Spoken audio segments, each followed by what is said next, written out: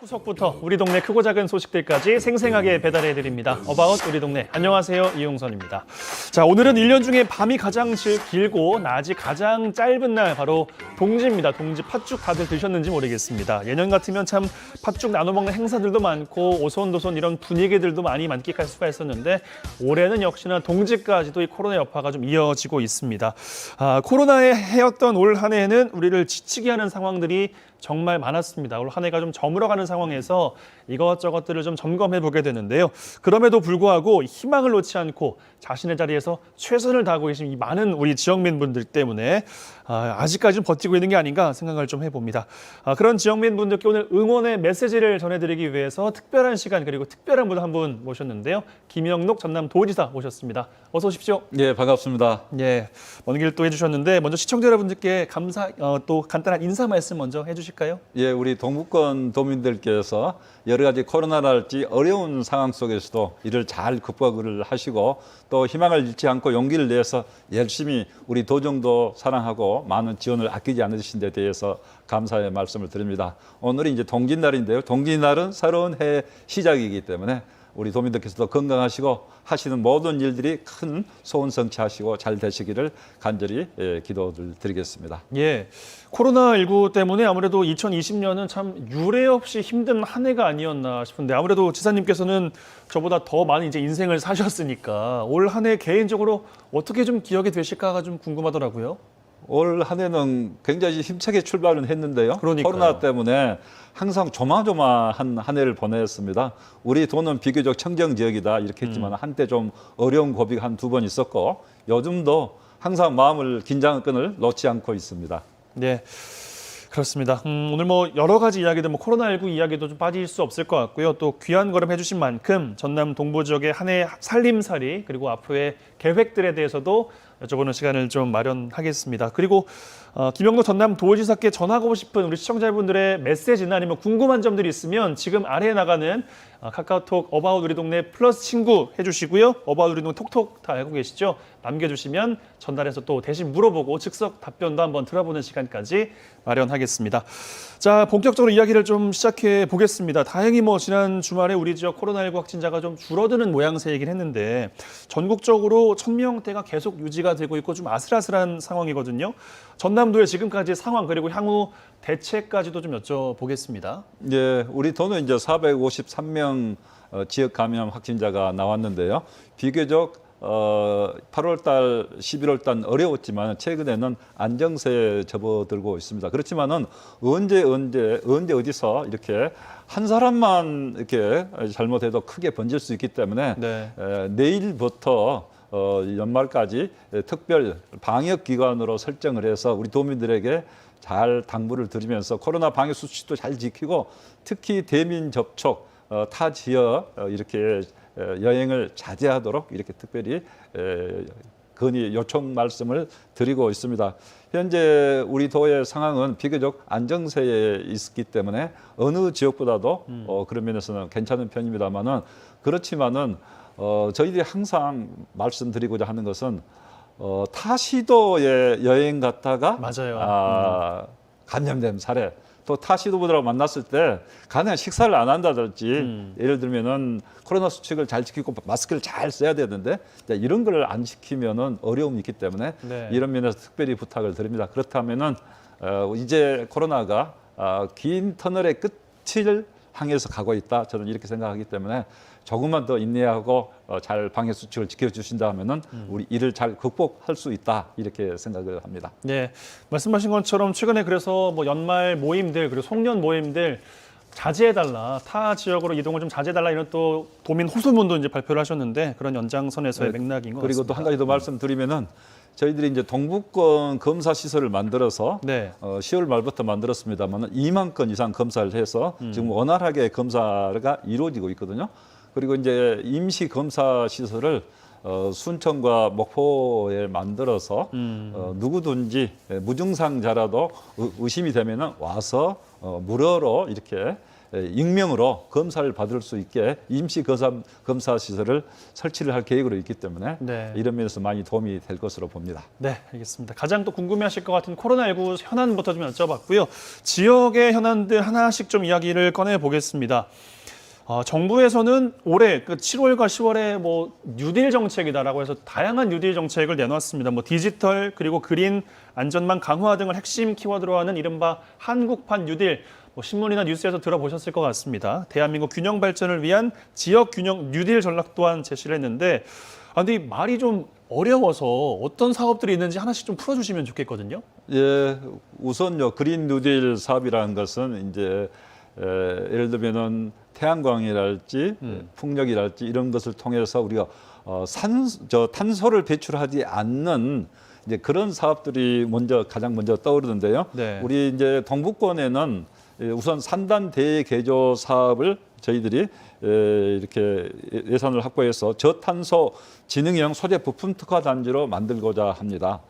그런 사업들 중에 대표적인 게 예를 들면 CO2를 감축해야 되잖아요. 그래서 미래 성장 동력으로 CO2를 가지고 다른 고부가가치 이 사업을 할 수 있는 그런 플랫폼을 만든다든지 네. 또 디지털 환경 안전 통합 관리 시스템을 통해서 우리 시민들, 도민들의 안전을 기할 수 있게 하는 그런 부분도 이렇게 디지털화해서 안전 관리한다든지 또 여수 산단에는 재난 대응 통합 인프라 구축 사업 이런 사업들도 넓은 의미에서는 뉴딜 사업에 다 들어가 있어서 대거 이런 부분에 예산이 확보가 돼 있습니다. 그리고 여수 광양항 경우에는 이 자동화 컨테이너 부두랄지 네, 스마트 항만을 만들어서 암스테르담 항만처럼 세계적인 이런 스마트 항만으로 만들겠다 이렇게 하고 있고요.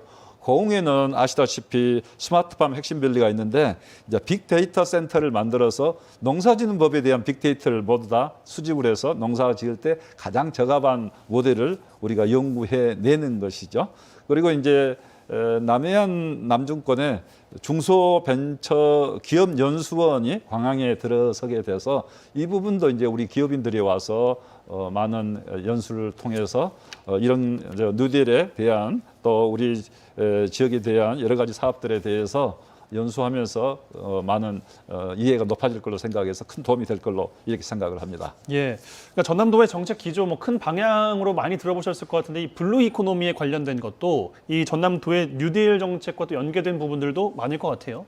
네, 블루 이코노미 사업도 지금 내년에 한 1조 7천억 정도 예산이 확보했고 네. 이제 블루 이코노미 사업이 청정한 자연 환경을 가지고 우리가 4차 산업하고 융복합을 통해서 미래 전략 산업을 만들어가는 분야이기 때문에 정부가 하고 있는 그린 뉴딜 사업하고 일맥상통하고 저희들이 먼저 준비를 한 그런 상황이 된 거죠. 그래서 뉴딜 사업 여러 가지 정부 사업을 따는데 많은 도움이 되고 있습니다. 그렇군요. 예.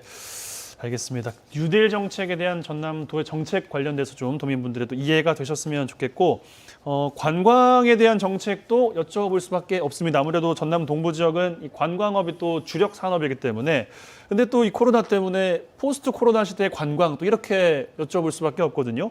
앞으로의 방향 그리고 전략은 어떻게 나아가야 된다고 생각하십니까? 네, 저희들이 이제 작년에만 하더라도 2년 동안 답보 상태에 있다가 5천만에서 6,250만으로 관광객이 대거 많이 늘어나서 전라남도 관광에 대해서 이제 국민적 관심이 크게 높아졌다 이렇게 할 수가 있는데 네. 이제 최근에 코로나 때문에 한 40% 이상 관광객 수가 감소가 돼서 아쉽게 생각합니다. 그렇지만은 내년 이제 아무리 늦어도 상반기 중에는 코로나가 종식이 된다 저는 이렇게 보고 있기 때문에 이제 포스트 코로나 시대 전라남도 관광 어떻게 할 것인가 이 부분을 잘 준비하는 게 더 중요하다 이렇게 생각을 합니다. 많은 분들이 정말 이제는 생명의 가치, 자연의 가치가 중요한 그런 시대가 됐다. 포스트 코로나 시대에는 생태 관광이랄지 가족 단위 관광이랄지 체험할 수 있는 그런 관광의 시대로 가고 있다 이렇게 이야기하는데요. 그런 면에서는 전라남도가 가장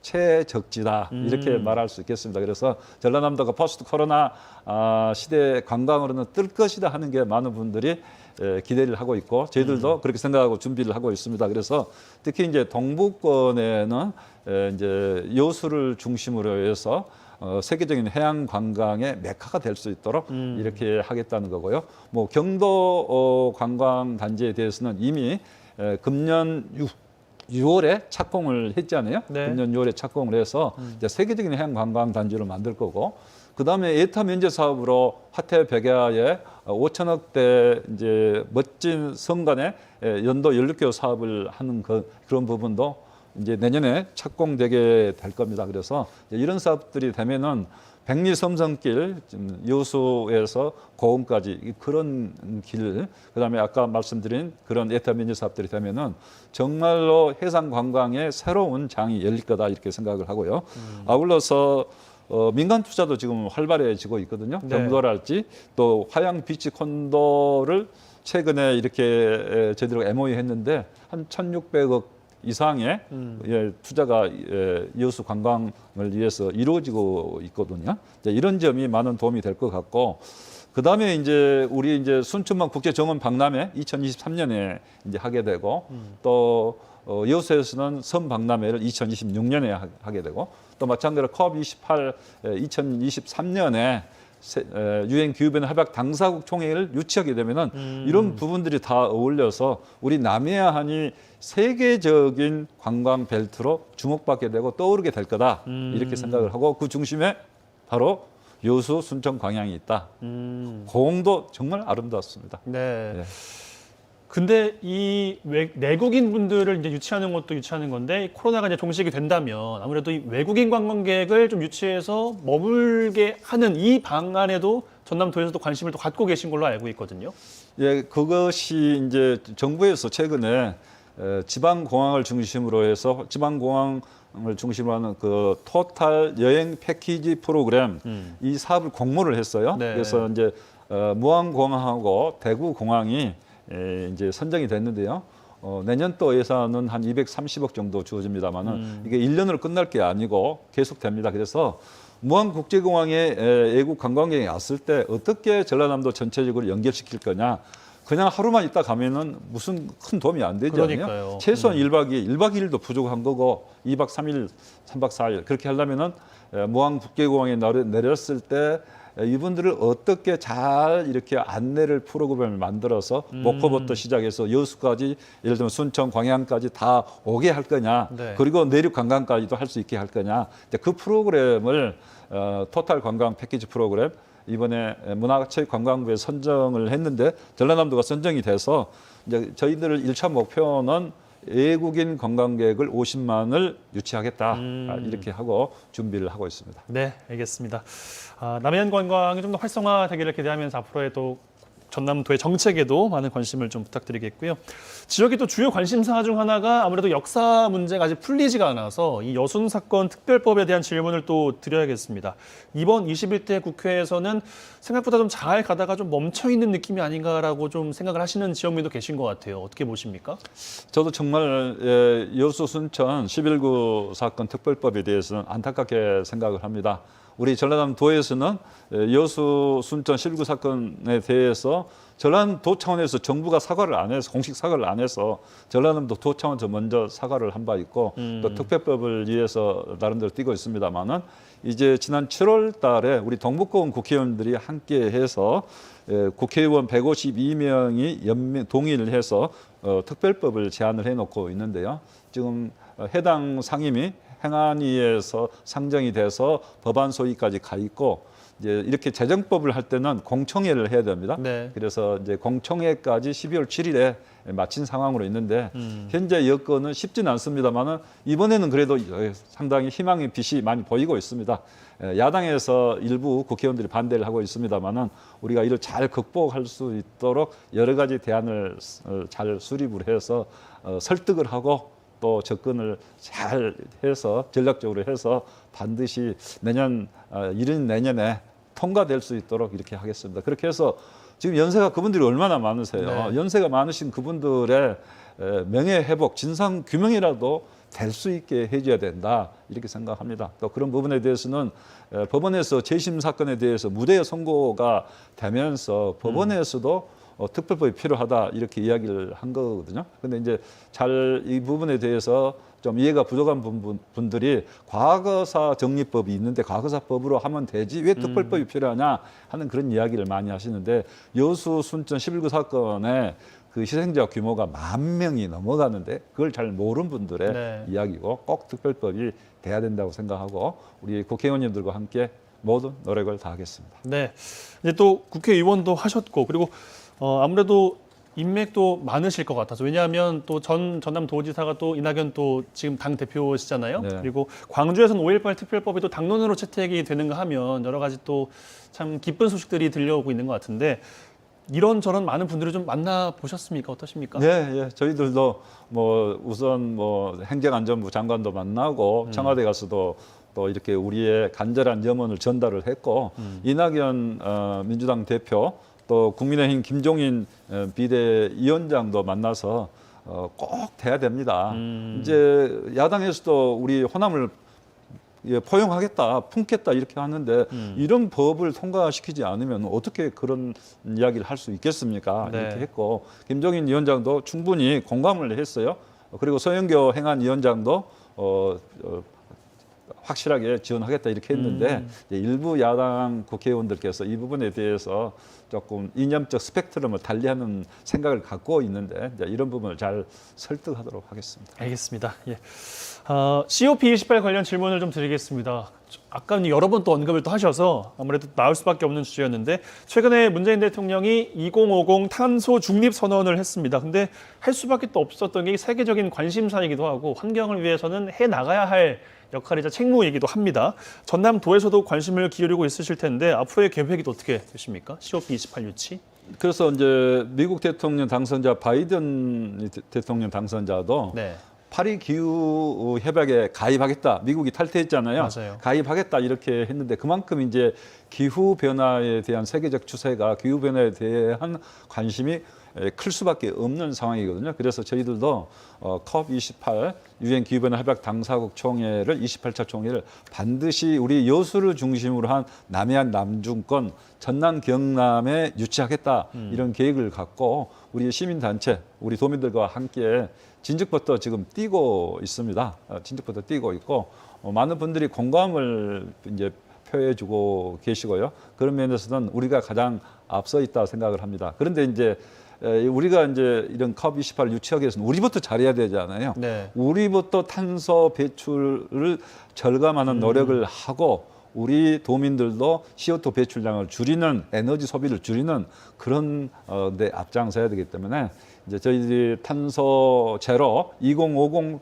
계획을 전라남도 차원에서도 내년 1월 달에 이렇게 발표를 해서 우리 전라남도 그리고 여수를 중심으로 한 지역이 이제 기후변화 대응 문제 이슈를 가장 잘 실천하고 있는 그런 지역으로서 COP28 대회를 유치하도록 이렇게 노력을 하고 있습니다. 예, 그러니까 전남도와 경남도가 참 유기적으로 열심히 이제 해 나가시는 건데, 근데 이미 상황을 다 차려놨더니 타 지자체에서도 이게 지금 눈독 들이고 있는 데가 있다. 이런 뉴스가 또 최근에 나와서 이거 더 열심히 하려는 거 아니야? 이런 목소리도 있는 것 같거든요.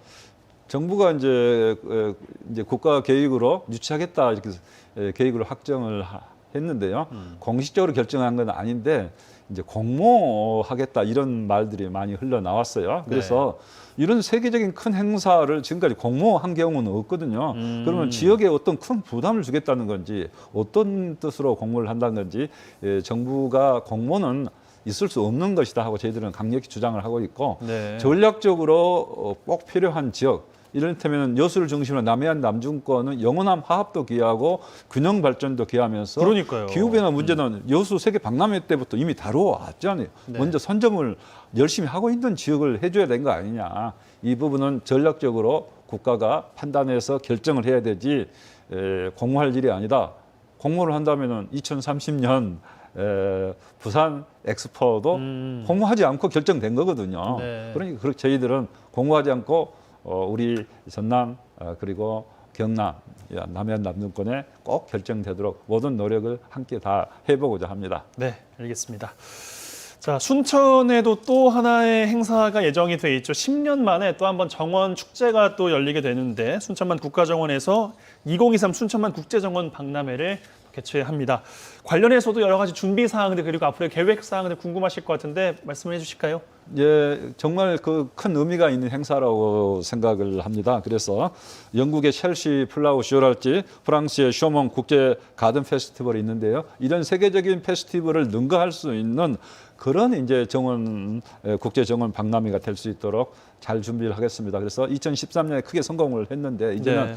세계적인 행사가 돼야 된다 생각하고 이미 이 관련된 예산 20억을 내년도 예산으로 미리 확보했고 한 500억 가까운 예산을 확보해서 착실히 이렇게 준비를 하도록 하겠습니다. 이미 이제 조직위원회도 출범됐는데요. 우리의 한국적인 정원 산업 그리고 우리 한국적인 생태 관광 문화 여러 가지 진수를 보여주는 그런 정원 박람회, 국제 정원 박람회가 될 수 있도록 잘 준비를 하도록 하겠습니다. 네. 순천은 정말 예쁜 그리고 정원의 도시라는 말이 탁 와닿는 것 같은데 순천만 습지와 순천만 국가 정원도 이제 많이 가보셨을 거 아니에요? 네, 많이 어떤 가요. 느낌을 좀 받으십니까?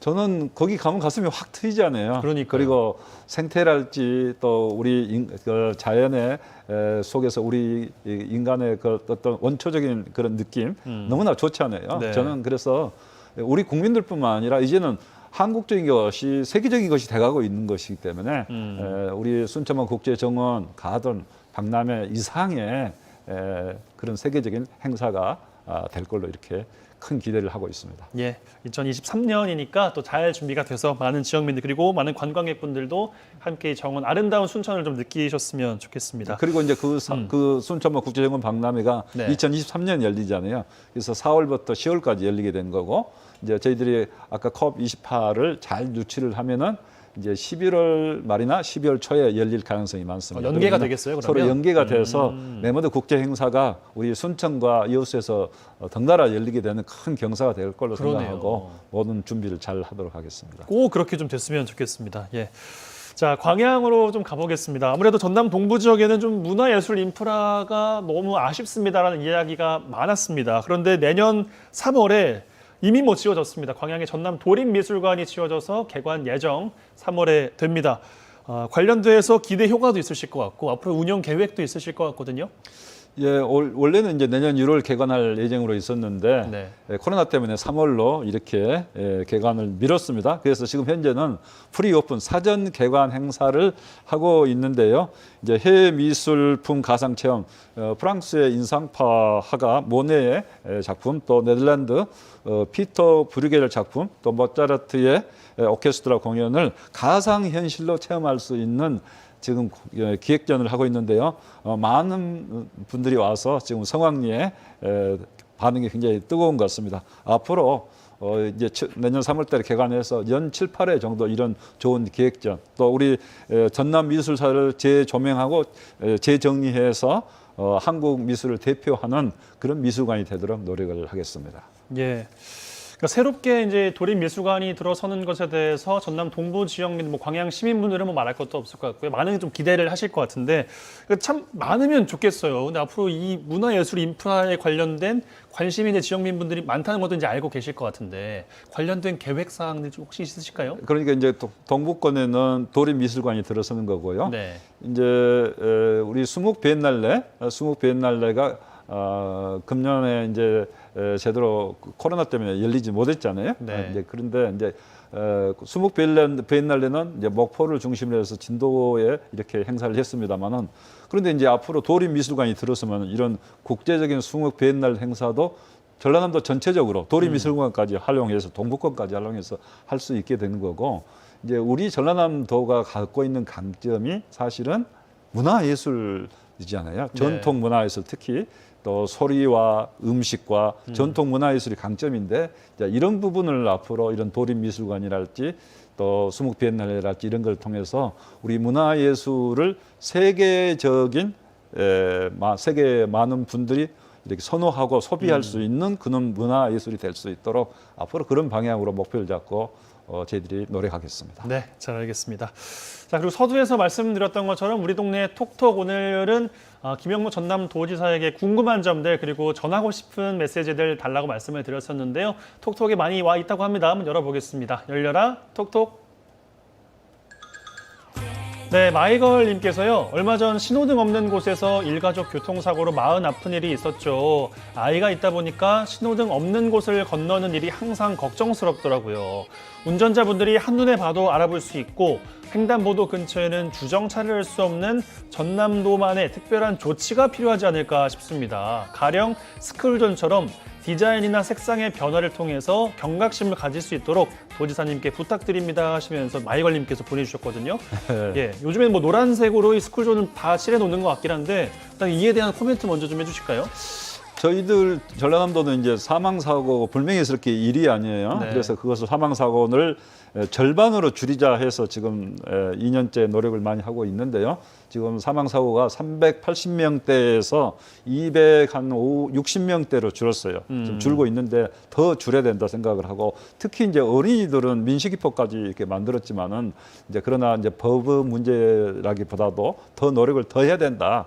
그래서 방금 말씀하신 그런 제안 취지대로 좀 더 알기 쉽게 식별할 수 있는 그런 위험 구간들을 식별할 수 있게 해달라는 그런 뜻 아니겠어요? 그래서 그런 부분은 특히 이제 어린이들에게 꼭 필요하지만은 우리 노약자분들한테도 필요합니다. 그래서 그런 교통 환경을 개선하는데 적극 노력을 앞으로 하겠습니다. 네, 알겠습니다. 아무래도 도민의 안전에 관련된 부분이다 보니까 또 질문을 주신 것 같습니다. 다른 사연도 이어서 만나볼까요? 노지용님께서요. 전라남도에서 살아가는 청년으로서 스스로 자리를 잡아갈 수 있는 정책들을 통해 성장할 수 있어서 너무 감사하고 좋습니다. 앞으로도 청년들이 으쌰으쌰 할 수 있는 멋진 정책들로 청년들에게 힘이 되어주는 아버지와 같은 따뜻한 도지사님이 되어주세요. 한 해도 고생 많으셨습니다 하시면서 전라남도 파이팅 하셨거든요. 청년 정책에 대한 질문이 또 잠시 후에 모아서 한번 이야기를 들어보도록 하겠고요. 하나 더 바로 만나보겠습니다. 타 지역에서 전남으로 이사 왔는데요. 청년들을 크리에이터의 길로 가는데 부족함 없이 다양한 방안들을 제시해주는 전남도 항상 고맙습니다.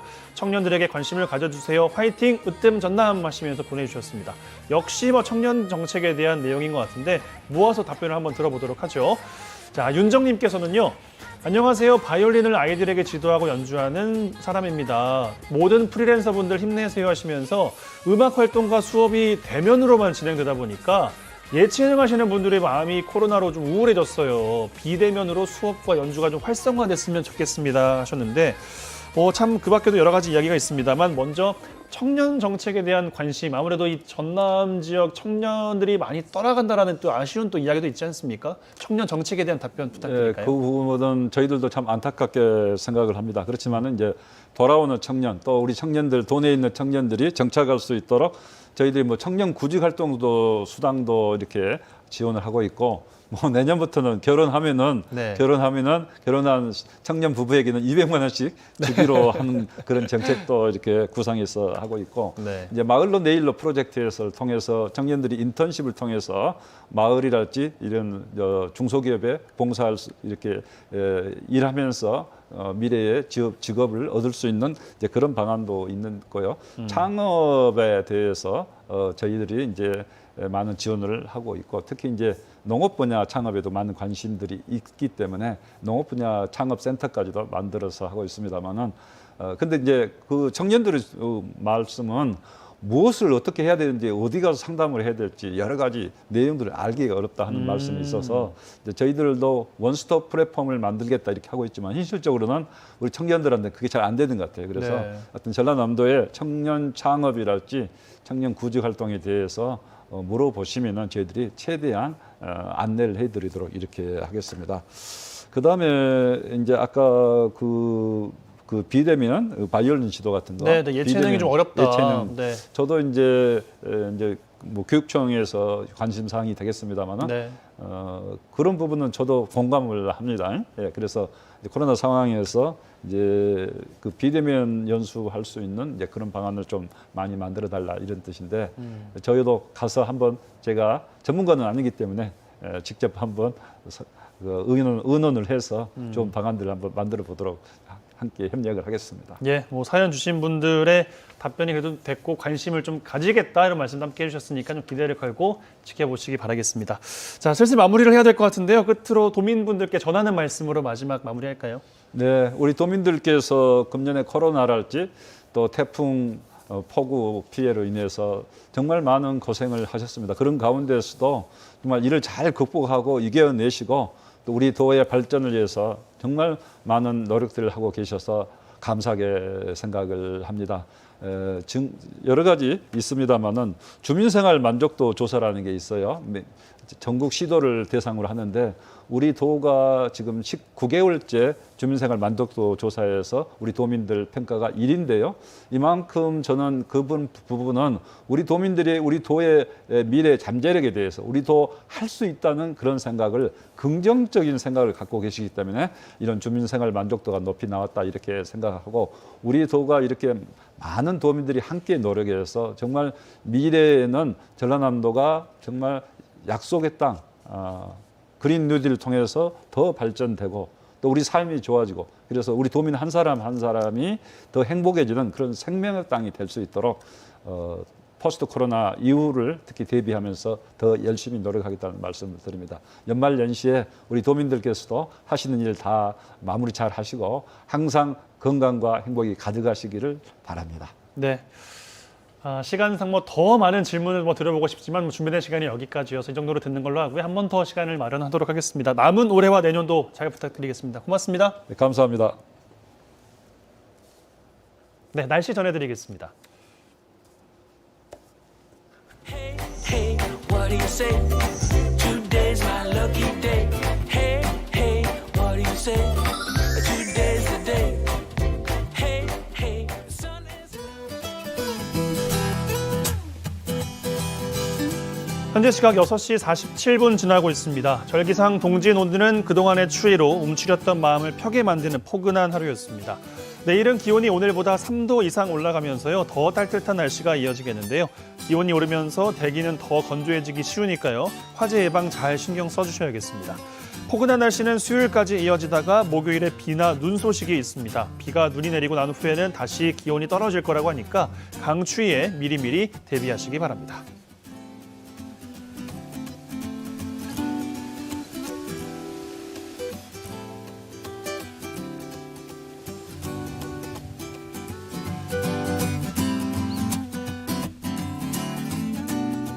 네, 자 이번에 충청도로 안내하겠습니다. 어바웃 우리 동네 시간에서 공유 경제에 대한 이야기 종종 전해드린 적이 있습니다. 공구를 나누거나 공간을 나누는 등 여러 가지의 형태를 또 말하는데요. 이게 경제적인 이익뿐만 아니라 사람 간의 관계에도 참 많은 도움이 된다 이런 말씀도 함께 드렸습니다. 오늘 소개해드릴 공유 바로 포스트 코로나 시대에 잘 어울리는 나눔이 아닐까 싶습니다. 세종에서 만나보시죠. 아이 키우는 엄마들의 가장 큰 고민 육아. 특히 일하는 엄마들의 걱정은 클 수밖에 없는데요. 이웃과 함께 아이를 키울 수 있다면 어떨까요? 아이하고 오랫동안 있다 보면은 몸도 힘들고 정신적으로도 힘든데 체력을 기르기 위해서 운동도 필수고 또 힐링 타임도 필요하거든요. 처음에는 이런 게 뭐야 그랬어요. 근데 생소했지만 알고 보니까 이렇게 좋은 플랫폼이 있다는 거를 알게 돼서 되게 행복했어요. 경험은 물론 재능까지 겸비한 우리 마을 육아 고수와 함께하는 육아 서비스가 있다는데요. 도움이 필요한 순간 육아에 실질적인 도움을 주는 공유 육아의 비결을 알아봅니다.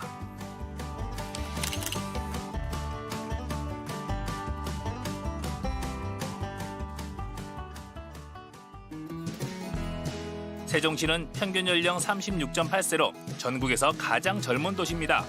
그만큼 육아로 고민하는 젊은 부부도 많은데요.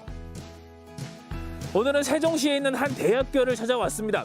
요즘 맞벌이 부부도 늘어나고 있고 육아 때문에 고민하시는 분들 참 많으시죠? 그 고민을 한 번에 해결할 수 있는 곳이 이 캠퍼스 안에 있다고 하거든요. 가서 만나봅니다. 가시죠.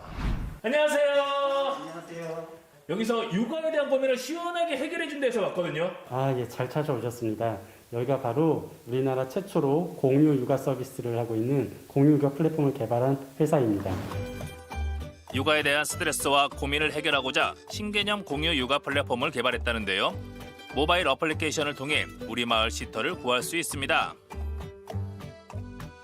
제가 공동 육아는 들어봤는데 공유 육아는 생소하거든요. 어떤 거예요? 예, 공유 육아는 품앗이 서비스를 생각을 하시면 되고요. 우리 마을 이웃이 서로의 육아를 도움을 주고 받는 서비스입니다. 구직자가 자신의 경력과 희망 보수를 웹사이트에 올리면 우리 마을 시터를 원하는 회원을 연결, 필요한 도움을 받을 수 있도록 프로그래밍 되어 있는데요. 서비스 개시 한 달 만에 100여 명이 참여했다고 합니다. 회원가입은 아무나 누구나 다 할 수 있는 거예요? 예, 누구나 할 수 있습니다. 왜냐하면 지금 아이를 돌보는 일이 꼭 엄마 아빠만 할 수 있는 게 아니라 대학생 그리고 아이를 좋아하는 누구라도 아이와 신나게 놀아줄 수가 있거든요. 저희 서비스의 차별점이라고 하면은 이렇게 연결되는 높은 비용이 없어요. 저는 이 플랫폼을 통해서 육아를 통해서 수익을 만들려고 하는 기획은 아니었기 때문에 그런 뭐 몇만 원이라든지 그런 회원권을 사서 이렇게 시터분들을 매칭하는 플랫폼은 아니고요. 아이 한 명을 키우기 위해선 온 마을의 도움이 필요하다고 하죠. 공유 육아 플랫폼을 통해 맞춤 육아 서비스를 받고 있는 가정을 찾아가 봤습니다. 이동인데 여기에 지금 시터분이 아이와 함께 시간을 보내고 있다고 하는데 올라가서 만나보겠습니다. 아이의 유치원 하원과 놀이 서비스를 신청한 가정인데요. 우리 마을 시터로 활동하기 위해서는 가족관계 증명서와 건강검진 확인서, 관련 자격증 등 5가지의 인증 절차를 선택적으로 거쳐야 한다고 합니다. 우리 마을 시터와 아이의 모습이 모두 행복해 보이네요. 이제 다른 애로 할까요? 싸움. 싸움 할까요? 진짜? 오케이. 오케이. 나는 그러면은 칼을 들고 있는 흑후 선장 같이 생긴 분, 이분하고 할게요. 자, 지금부터 시작합니다. 자, 여기다 놓고. 자, 멀리서 배 타고 오고 있어, 지금 해적선이. 안녕하세요. 네, 안녕하세요. 회장님 안녕. 안녕하세요. 옆에서 잠시 지켜봤는데 선생님은 원래 어린이집 뭐 유치원 교사 출신이세요? 그건 아니고요. 네. 저는 컴퓨터 방과후 강사예요. 요즘은 코로나 때문에 아예 학교를 수업을 들어갈 수가 없어요. 그래서 어떤 재밌는 수업을 하고 싶은데 할 수가 없잖아요. 그래서 알아보다가 공유 육아 플랫폼이라는 거를 알게 됐어요. 그래서 앱을 설치하자마자 이렇게 일을 하게 되었습니다. 내 아이를 키우는 슈퍼맘 김진영 씨, 코로나19로 일자리를 잃게 됐는데요. 우연히 공유 육아 플랫폼을 알게 되면서 자신의 경력을 살려 다시 일하게 됐습니다. 처음에는 이런 게 뭐야 그랬어요. 근데 생소했지만 알고 보니까 이렇게 좋은 플랫폼이 있다는 거를 알게 돼서 되게 행복했어요. 네.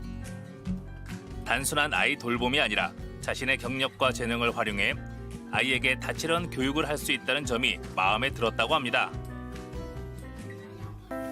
박수! 야, 혜찬이도 오늘 보니까 재미나게 노네요. 어디 신나요? 네. 엄마 아빠 없어도 괜찮아요? 네. 선생님이랑 이렇게 노는 거 재밌어요? 네. 어떤 게 제일 좋았어요? 다 좋았어요. 그러면 다음에 또 선생님 만나고 싶어요? 네. 선생님 만나서 뭐 하고 싶어요? 딱지놀이. 우와, 그럼 선생님하고 약속! 다음에 또 만나 딱지놀이에요. 우리 선생님하고 약속! 이렇게 우리 마을 시터와 아이가 즐거운 놀이에 푹 빠져 있는 동안 볼일을 마친 효찬이 엄마가 돌아왔습니다. 혹시 아이가 뭐 너무 말썽 부리거나 너무 그러진 않아요? 착하고 너무 이뻐가지고 저도 진짜 우리 아이 같아서 너무 좋았어요. 아, 감사합니다. 자, 옆에서 지켜봤는데 효찬이가 재미나게 선생님이랑 수업도 하고 놀기도 하고 잘했더라고요. 그렇구나. 기특해라. 어머니는 어디 다녀오신 거예요? 아, 저 운동 갔다. 운동 시간! 요즘 사실 또 아이 키우다 보면 네. 자기 개발할 시간이 별로 없거든요. 그렇죠. 육아하는데 그 체력과 정신력은 정말 필수거든요. 아이하고 오랫동안 있다 보면은 몸도 힘들고 정신적으로도 힘든데 체력을 기르기 위해서 운동도 필수고 또 힐링 타임도 필요하거든요. 나만의 시간을 가질 때 이런 공유 육아 플랫폼이 있으니까 훨씬 더 도움이 되겠네요. 그렇죠. 그리고 그 멀리 계신 분을 어떻게 불러야 되나 이렇게 고민하는 것보다 우리 마을에 계신 분들 중에서 이분이 시간이 되는 것 같다 이렇게 하면은 참 좋은 것 같더라고요. 네. 놀이와 독서 등 다양한 육아 서비스가 요구되면서 대학생과 미혼 여성들의 신청도 늘고 있다는데요. 프리랜서 작가로 활동 중인 이한숙 씨도 놀이 서비스를 제공하고 싶어 우리 마을 시터 신청을 했다고 합니다. 예전에도 이런 경험이나 아니면 관심이 많으셨던 거예요? 이런 경험이나 경력이 있거나 그러진 않은데 언니네 가정이 맞벌이 가정이라 가지고 조카들을 한 4년 정도 케어하면서 같이 지낸 적이 있었는데 이제 그런 생각들이 나서 이런 서비스가 있으면 내가 경력은 따로 없지만 어느 정도 범위에서는 도움이 될 수도 있겠다라고 생각을 해서 작가의 경험을 살려 아이들에게 책을 읽어줄 수도 있고 감성적인 놀이를 제공할 수도 있을 텐데요. 멀리 가지 않고 우리 마을 안에서 활동할 수 있다는 점이 가장 좋다고 합니다. 일단은 기본적으로 이제 제가 있는 지역에서 활동을 하는 거고 또 제가 있는 위치 기반으로 가까운 곳에 매칭을 해주는 서비스다 보니까 거리에 대한 부담감 이런 것들이 없어서 되게 편리한 것 같아요. 그런 부분들이 다른 서비스들과는 좀 다른 부분이지 않나 그런 생각이 있습니다. 플랫폼을 개발한 정현준 대표는 서비스를 이용한 사람들의 후기를 보며 다음 계획을 준비하고 있는데요. 서비스 이용으로 발생한 수익 중 일부는 저소득층 아이들에게 기부된다고 합니다. 서비스를 이용하시고 실제로 반응들이 있나요? 굉장히 뭉클했던 적이 있어요. 첫 번째 고객이신데 사용하셨던 분인데 이제 맘카페에도 직접 글을 쓰시더라고요. 저희 플랫폼을 통해서 너무 찾기 힘들었는데 좋은 우리 이웃 시터분을 만났다. 뭐 회원분들도 한번 이용해 봐라라는 그런 글도 봤는데 너무 좀 뭉클했어요. 제가 생각했던 그런 서비스 도움을 이분들에게 드리고 있구나 그런 생각에 좀 더 힘을 내고 있습니다. 그런 반응들이 있을 때 보람도 많이 느끼실 테고 네. 또 힘을 얻어서 앞으로 더 많은 것들을 계획하시겠네요. 네, 일단은 로컬 서비스로 이제 세종에서 시작은 했지만 전국에 이제 엄마 아빠들에게 도움을 주고자 하는 바람이 있고요. 더 나아가서는 우리나라에서 시작한 육아 플랫폼 SNS로 글로벌 시장까지 진출해 보고자 하는 게 제 목표이자 꿈입니다. 누구나 우리 마을 시터가 될 수 있고 누구나 부담 없이 육아 서비스를 받는 공유 육아. 내 아이를 키우듯 엄마의 마음으로 함께하고 있는데요. 육아의 질까지 올리는 신개념 육아 플랫폼입니다. 시시때때로 내 아이의 시터가 되어주는 이웃들이 있어 젊은 도시 세종시에서는 행복한 육아 이야기가 계속 들려오겠죠.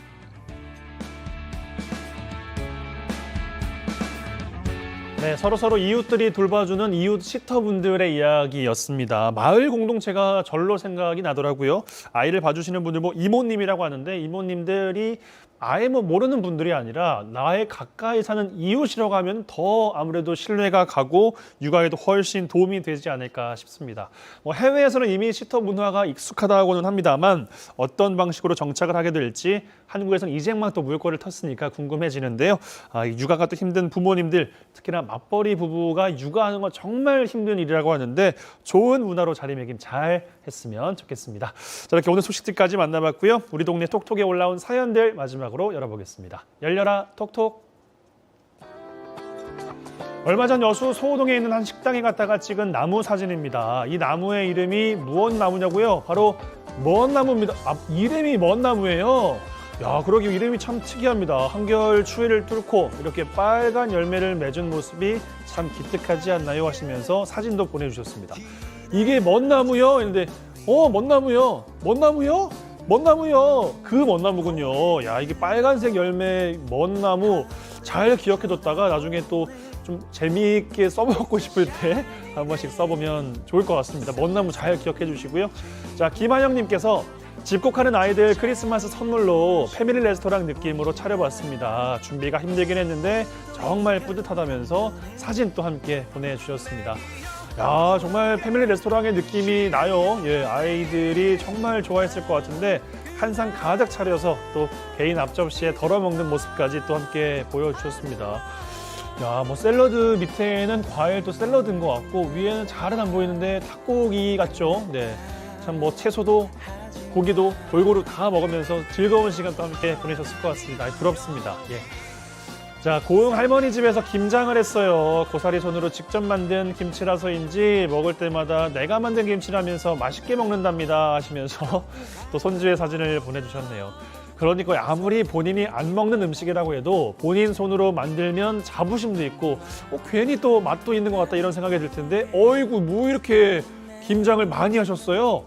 야, 정말 힘드셨을 텐데 푹 어바웃 우리 동네 함께 보시면서 쉬셨기를 바라겠습니다. 자, 오늘 준비한 소식은 여기까지고요. 전 내일 더 알찬 소식으로 찾아뵙겠습니다. 여러분 고맙습니다.